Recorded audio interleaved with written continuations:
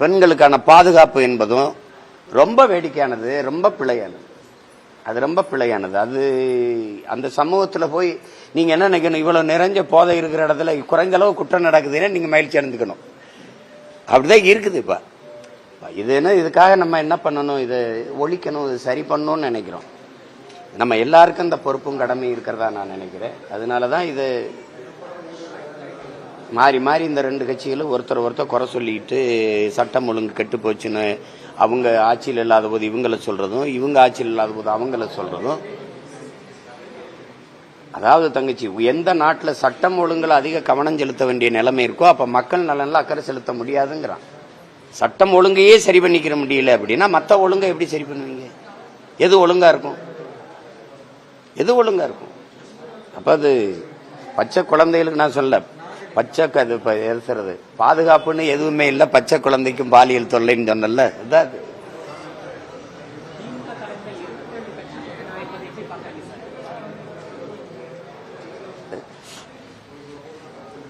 நீங்கெல்லாம் எப்படி பாக்குறீங்க? ஒரு நல்ல ஆட்சி கொடுக்கிற ஒரு கட்சி, ஒரு நேர்மையான கட்சி, உறுதியான கொள்கை நிலைப்பாடு இருக்கிற, தூய கொள்கை நிலைப்பாடு இருக்கிற கட்சி எதுக்கு அணி சேர்க்கணும்? நீங்க ஆட்சியில இருக்கிறீங்க, நல்ல ஆட்சி கொடுத்துட்டீங்க அப்படின்னா உங்க ஆட்சியை மக்கள் போற்றுவார்கள் தானே. தானாக வந்து வழியை வந்து இந்த ஆட்சி தொடரணும்னு நீங்களா இது தொடரட்டும் இது நடரட்டும் சொல்றீங்களே வெளியே, மக்கள் மனதார நினைக்கட்டும் இந்த ஆட்சி நீட்டிக்கணும், இந்த ஆட்சி தொடரணும், நல்லபடியா ஆட்சி செய்யறாங்க அப்படின்னு நினைச்சா அவங்களே செய்வாங்க. நீங்களா விளம்பரப்படுத்திக்கிறீங்க, உளவியலா தயாரிக்கிறீங்க. அது ஆங்கிலத்தில் மைண்ட் செட் சொல்லுவோம்ல, அப்படி ஸ்டாலின் ஆட்சி தொடரட்டும், தமிழ்நாடு வெல்லட்டும், இப்படி இப்படி இப்படி சொல்லிட்டே இருக்கிறீங்க. நீங்க நல்ல ஆட்சி கொடுத்துட்டா யாருமே தேவையில்லையே, வாக்குக்கு காசும் தேவையில்லை, இந்த மாதிரி கவர்ச்சிகரமான அறிவிப்புகள் தேவையில்லை, அப்புறம் குடும்ப தலைவிக்கு திடீர்னு 5000 ரூபாய் வங்கியில் போட வேண்டியதில்லை. அதெல்லாம் அதனாலதான் சொல்றேன், இங்க ஆள் மாறுது, ஆட்சி மாறுது, ஆட்சி முறை மாற மாட்டேங்குது. மாறி மாறி உட்கார்ந்து 2 பேரும், இவங்க 5 வருஷம் அவங்க அந்த 5 ஆண்டு இருக்கிறாங்களே ஒழிய ஆட்சி முறை மாற மாட்டேங்குது. அதை மாற்றணும்னு நாங்க நினைக்கிறோம். பயம் இல்லாம எப்படி? நான் வீரன், தனியா தானே சண்டைக்கு போவேன். மச்சான் நீ வாடா, டேய் மச்சான் வாடா அப்படின்னு 10 பேர் ஆள் கூப்பிட்டேன்னா நான் பயப்படுறேன்னு தானே அர்த்தம், நான் கோழைன்னு தானே அர்த்தம். உண்மையா இல்லையே சொல்லுங்க? நாங்க எந்த பின்புலம் இல்லை, எதுவுமே இல்லை. நாங்க எங்களுக்கு வந்து கருத்து தான் இருக்கு, நாங்க வந்தா இப்படி செய்வோம்ங்கிற சொல்ற தவிர எங்களால எதுவும் செய்ய முடியல. ஆனாலும் நாங்க தனிச்சு நிக்கிறோமே, நாங்க மக்களை முழுமையா நம்புறோம், அந்த மக்களை 100 விழுக்காடு முழுமையா நேசிக்கிறோம். அதனால என் மக்களுக்காக நிக்கணும்னு நினைக்கிறோம். நீங்க சரி, அப்படி நீங்க பெற்ற வெற்றியால இந்த நாடு மக்களும் பெற்ற நன்மையை சொல்லுங்க.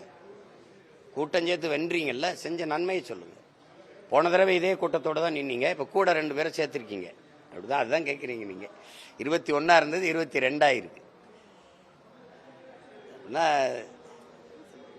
போன தடவை இருந்தது கூடுதலா பயம் கூடி இருக்குன்னு தான் அர்த்தம், வேற இல்ல. அண்ணன் வந்து இந்த மாதிரி முறையை நான் வந்து வெறுக்கிறேன், அருவருக்கிறேன். இது வந்து ஒரு ஆட்சியே கிடையாது. இது வந்து ஒரு எப்படி சொல்றது, இது ஒரு வியாபாரம். இது வந்து மக்களுக்கு வந்து ஒன்று வாங்கினா ஒன்று இலவசம்னு சொல்லுவோம்ல, இப்போ நீங்கள் இது வாங்கினா அந்த மாதிரியான ஒரு திட்டம். அது என்ன சொல்றது உங்களுக்கு புரியுது? ஆடி தள்ளுபடி மாதிரி அன்னபூரணி சூப்பர் 6 எல்லாம் இந்த எரிகாற்று உருளையே எங்கிருந்து கொடுப்பீங்க? 6 உருளை கொடுப்பீங்க, அதில் ஒரு நீங்கள் வாங்கி தான் கொடுக்கணும், அதில் இழப்பீங்க, அதில் எத்தனை ஆயிரம் கோடி இழப்பீங்க? அந்த இழப்பை எப்படி ஈடுகட்டுவீங்க? ஏற்கனவே 10.5 லட்சம் கோடி கடன் இருக்கு, 1 லட்சம் கோடி வட்டி இருக்கு. என்ன சொல்றது புரியுதா? இப்படியே நீங்க வாங்கி வாங்கி இப்படி செலவு, தாலிக்கு தங்கம், மோதிரம், அது இலவசம், இது இலவசம், இது இலவசம்னே சொல்லிட்டு போனீங்கன்னா கடைசியா ஒரு நாள் நாடு வந்து ஏலத்துக்கு வரும். இப்ப நீங்க தங்கச்சி கடன் பெறும்போது, நீங்க ஒரு வங்கியில கடன் பெற போறீங்க, இல்ல ஒரு முதலாளிகிட்ட கடன் பெறப்பீங்கன்னா ஒரு ஈடு கேட்பான், ஒரு சொத்து பத்திரம் கேட்பான், அல்லது வீட்டு பத்திரம் கேட்பான், இல்ல ஏதாவது ஒரு அடமானமா கேட்பான். நீங்க எதை அடமானமா வச்சு பெறுவீங்கன்னு எனக்கு சொல்லுங்க.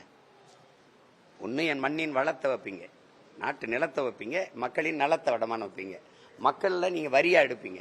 இப்ப நீங்க கடந்த இந்த திமுக ஆட்சியில மட்டும் 3 முறை மின்கட்டணம் உயர்ந்திருக்கா இல்லையா? சரி, தவிர்க்க முடியாத ஒரு பயன்பாடா இருக்குல்ல மின்கட்டணம். அப்ப அத்தியாவசிய பொருள் தேவையினுடைய இதுல வரியை ஏத்திறீங்க, சொத்து வரியை ஏத்திறீங்க. அதை ஏத்திட்டு கணக்கில்லாம ஏத்தி சகிக்க முடியாத, வாழ முடியாத நிலைக்கடிக்கு தள்ளிட்டு ஒரு 1000 ரூபாய் கொடுத்து அதை மறைக்க பாக்குறீங்க. இது சரியான ஆட்சி முறையான ஒரு அறிவு சமூகம் வந்து சிந்திக்கணும். இது எங்க போகும்? இவரு 2000 கொடுக்குறேன்றாரு, இவரு 2000 கொடுக்குறாரு, நான் வந்து 2500 ரூபாய் கொடுக்குறேங்கிறது இது வளர்ச்சியில் எடுக்கிறதா? ஒரு நாடு கடன் வளர்ச்சியவே வளர்ச்சின்னு கட்டமைக்கிறது எப்படி இருக்கிறது? அது எந்த மாதிரியான ஆட்சி முறை? இது நல்ல நிர்வாகமா? இது தூய நிர்வாகமா?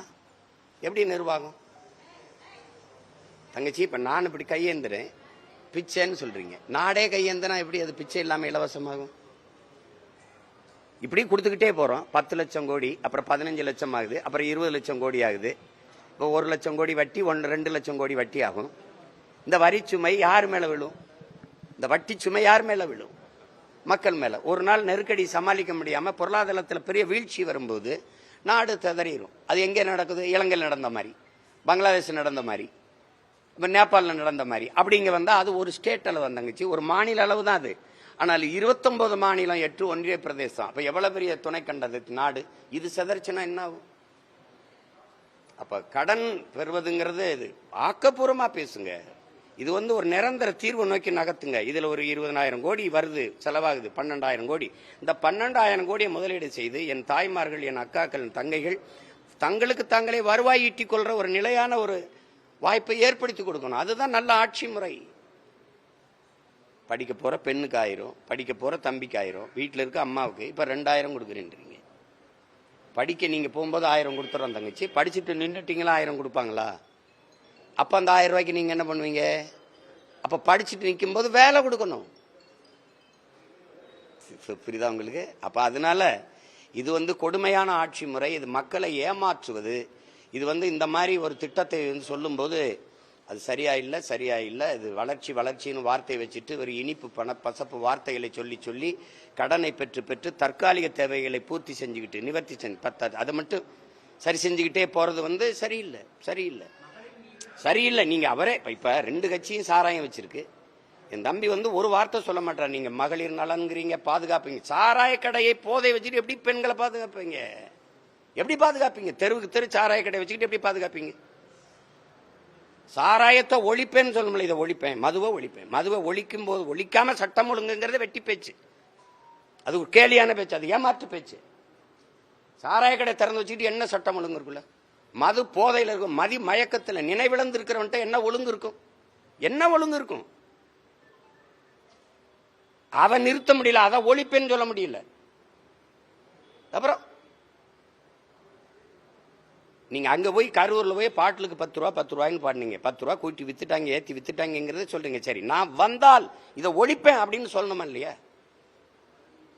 அப்புறம் இலவச பேருந்துலாம் நீங்க எப்படி? நான் உங்கள்கிட்ட தங்கச்சிட்ட ஒண்ணு கேட்கிறேன். நான் இலவசமா உங்களுக்கு மின்சாரம் தந்துடுறேன். நீங்க வீட்டை விட்டு வெளியில போகும்போது அந்த மின் விளக்கையோ அல்லது குளிரூட்டியோ மின் விசிறியோ தொலைக்காட்சியோ அணைச்சு விட்டு போவீங்களா? மனச்சான்றுக்கு எதிராளாம பதில் சொல்லுங்க. அணைச்சு விட்டு போவீங்களா? இலவசம்னா பொறுப்பா அதை அணைப்பீங்களா? எவ்வளவு பொறுப்பற்று பயன்படுத்துவீங்க? அப்ப இலவசம்னா அது எப்படி கவனக்குறைவாயிரும், பொறுப்பற்று போயிரும். பொருளின் அருமை தெரியாது தங்கச்சி. பொருளின் எது ஒன்றும் அதான் சொல்றேங்களே, தாய்ப்பாலும் தண்ணீரும் மலிவா கிடைப்பதனாலேயே நீ மதிக்க மாட்டேங்கிற. பூமி உன் காலுக்கு கீழே மிதிபடுவதாலேயே அதன் அருமை தெரிய மாட்டேங்குது. நீ மதிப்ப எதை மதிக்கணுமா மதிக்க மாட்டேங்கிற, அதை மிதிக்கிற. நீ எந்த பொருள் இலவசமா இருக்கணும்? அறிவை வளர்க்கும் கல்வியும் உயிரை காக்கும் மருத்துவம் தான் தரமா எல்லாருக்கும் சமமா இலவசமா இருக்கணும். நீ அறிவை கொடு எனக்கு, அதுக்கேற்ப வேலை கொடு, நான் பழச்சுக்கிறேன். உயிரை காக்க மருத்துவத்தை தரமா கொடு. நீ அமைச்சர்கள் முதலமைச்சர்கள் எல்லாம் போய் தனியார் மருத்துவமனையில் படுத்துக்கிறீங்க, நாங்க இங்க போய் படுக்கிறது. அரசு மருத்துவமனை, அரசு மருத்துவத்துறைக்கு நீங்க ஒதுக்குற நிதி எங்க போகுது? என்ன தரம் உயர்ந்திருக்கு? மருந்தின் தரம், மருத்துவத்தின் தரம், மருத்துவ கட்டடத்தின் தரம், மருத்துவமனையின் தரம் ஏதாவது இருக்கா? ஏன் ஒவ்வொரு அறையும் பிணவர மாதிரி இருக்க? எப்படி தரம் அங்க இல்ல? தனியார் பள்ளிக்கூடத்தில் இருக்க தரம் அரசு பள்ளிக்கூடத்தில் இல்லையே. ஒரு முதலாளியால கொடுக்க முடிகிற கல்வியை ஒரு 8 கோடி மக்களால் நிறுவப்பட்ட ஒரு வலிமை மிக்க அரசால் தர முடியல. அரசு தோற்று போகுது, கையாளாம போயிருது. அப்ப அந்த அதிகாரம் யாருக்கு? எதுக்கு இத்தனை கோடியை செலவழிச்சு நீங்க வென்று வரீங்க? இப்ப குறைஞ்சது 3000 கோடி முதலீடு பண்ணுவீங்க இந்த தேர்தலில். வென்று வந்து மறுபடியும் 30-40 கோடி சம்பாரிச்சுக்கலாம், அவ்வளவுதானே. வேற என்ன? மக்களுக்கு சேவைங்கிற ஒரு புனித அமைப்பா இருந்தது அரசியல். லாபம் ஈட்டும் தொழிலாக மாற்றி நிறுத்திட்டார்கள். அரசியல் விடுதலைன்னு வந்த அரசியல் இயக்கங்கள் அரசியல் வியாபாரமா மாறிடுச்சு. திருப்பி திருப்பி இப்ப நீங்க வந்து இதே மாதிரி இலவசம் நான் வந்தா அதை அவங்க செஞ்சாங்க, இதை செய்யறாங்க. அதுவே சமாளிக்க முடியல. இந்த இந்த 5 ஆண்டுகளை மட்டும் 4.5 லட்சம் கோடி கடன் வாங்கியிருக்காங்களா இல்லையா? 4.5 லட்சம் கோடி கடன் வாங்க, இன்னும் 10 லட்சம் கோடி கடன் வாங்க. ஆனா இந்த நலத்திட்டத்தை நிறைவேற்றி இருக்கிறீர்கள்னு நான் அந்த அதிகாரத்திட்ட கேட்கிறேன். அருமையான கல்வியை கொடுத்துட்டேன். குறைஞ்சபட்சம் சிங்கப்பூர் 3வது இடத்துல இருக்கு உலகத்தரத்துல. பின்லாந்து இப்ப முதல் இடத்துக்கு போயிட்டான். தென்கொரியாவே 2வது இடத்துக்கு வந்துட்டான். சரி, நான் அந்த இடத்துக்கு கொண்டு போயிட்டேன். பிள்ளைகளுக்கு அருமையான கல்வியை கொடுத்துட்டேன். ஒரு அறிவு சமூகமா உருவாக்கிட்டேன். தரமான சாலை இல்ல போக்குவரத்து, தடையற்ற மின்சாரம், உற்பத்தியில மின் உற்பத்தியில தண்ணீரை அடைஞ்சிட்டேன். மின் தட்டுப்பாடுன்னே கிடையாது. அப்படி ஏதாவது இருக்கா தங்கச்சி? அப்படி ஏதாவது இருக்கா? சாதாரண குடிமகன்ல இருந்து பெரிய பெரிய எவனா இருந்தாலும் ஒரே மாதிரி தரமா நாட்டின் முதல் அமைச்சருக்கு என் மருத்துவமா அது சாதாரண மகனுக்கும் மகளுக்கும் கிடைக்கும். அந்த அளவுக்கு தரம் வந்துடுச்சு. அப்படி ஏதாவது இருக்கா? தவிச்ச வாய்க்கு தண்ணி கொடுக்க முடியுதா? தவிச்ச வாய்க்கு தண்ணி கொடுக்க முடியுதா அரசால? தனியார் முதலாளிகிட்ட வாங்கி குடிக்க வேண்டியது இருக்கு. நீ என்ன பண்ற? அரசுக்கு கிடைக்காத தண்ணி அவனுக்கு அப்போலோ கிண்லே மினரல் அவனுக்கு எப்படி கிடைக்குது? ஏப்ரல் மேலே எங்க ஆத்தாள் அப்பன் குடத்தை வச்சுக்கிட்டு நிற்கும் போது அவன் மட்டும் போன் அடிச்சா கொண்டாந்து கொடுக்குறானே, அவனுக்கு எப்படி தண்ணி வருது? இந்த கேள்வி வருமா வராதா? இப்ப யாருக்கான நாடு, யாருக்கான அதிகாரம் கட்டமைக்கப்படுது? எனக்கு கடன் கொடுக்குறவன் எதை வச்சு கொடுப்பான்? இப்ப நான் 6000 இப்ப 1 லட்சம் கோடி கடன் பெறேன், 50,000 கோடி எதை வச்சு கொடுப்பான்? அவன் சொல்ற இடத்துல கையெழுத்து போடணும். அவன் வந்து இங்க மீத்தேன் எடுக்கிறேன்பா எடுக்கணும், இங்க ஈத்தேன் எடுக்கிறேன்பா கையெழுத்து போடணும், இங்க மெட்ரோ போட்டுக்கிறேன்பா போடணும், அவன் இங்க ஏர்போர்ட் கட்டுமா கட்டணும். அப்ப அவன் சொல்றதை நான் கேட்கிற வேலையாளா தானே இருப்பேன். நான் எப்படி என் மக்களுக்கு தலைவனா இருந்து சேவை செய்வேன்? தரகனா தான் இருக்க முடியும். யாருக்கு? எனக்கு கடன் கொடுத்த முதலாளிக்கும் இந்த மக்களுக்கு இடையில ஒரு புரோக்கரா தான் இருக்க முடியும். நான் எப்படி தலைவனா இருந்து சேவை செய்ய முடியும்? இது எந்த மாதிரி ஆட்சி முறை? இது எப்படி ஒரு அறிவு சமூகம் படித்த இந்த நாடு எப்படி சகித்துக்கிறது? எத்தனை காலத்துக்கு இது சகித்துக்கிருவீங்க சொல்லுங்க? கேரளா ஒவ்வொரு தேர்தலையும் இப்படித்தான் அறிவிச்சுக்கிட்டு வந்துட்டு வருதா? கொடுமை. அதை இந்த கட்சிகளினுடைய நீட்சி தான். அவருக்கு தனித்த ஒரு தத்துவமோ ஒரு பாதையோ கோட்பாடோ என் தம்பி கிடையாது. அவர் திராவிடம் தமிழ் தேசியம் ஒண்ணுங்கும் போதே அவருக்கு தனித்த பார்வையோ ஒரு திட்டமோ இல்லை.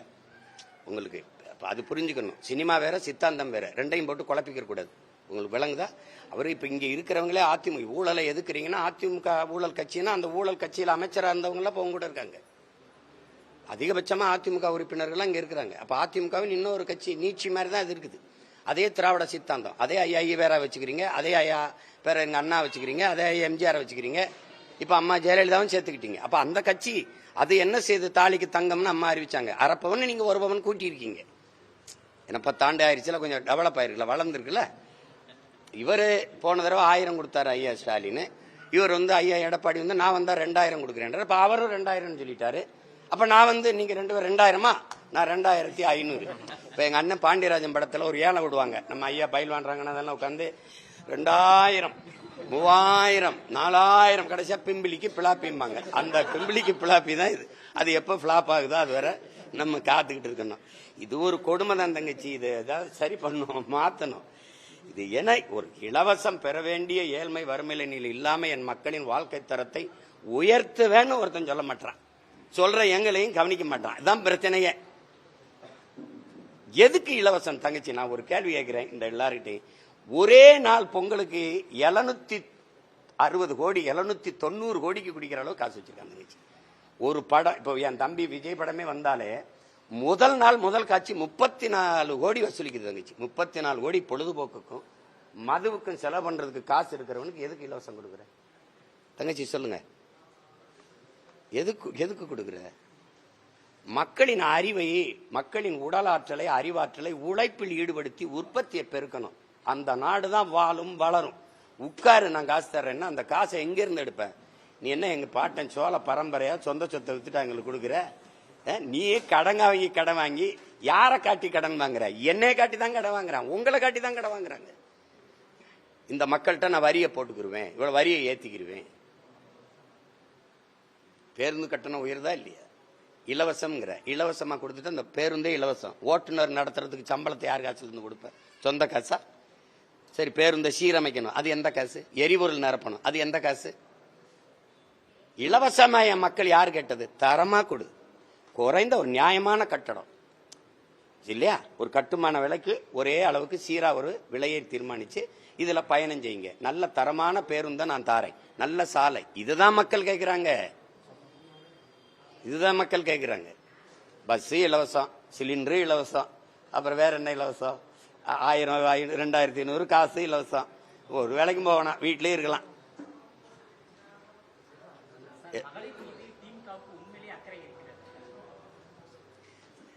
அக்கறை இருக்கிறனால தான் 5000 போட்டிருக்காங்க.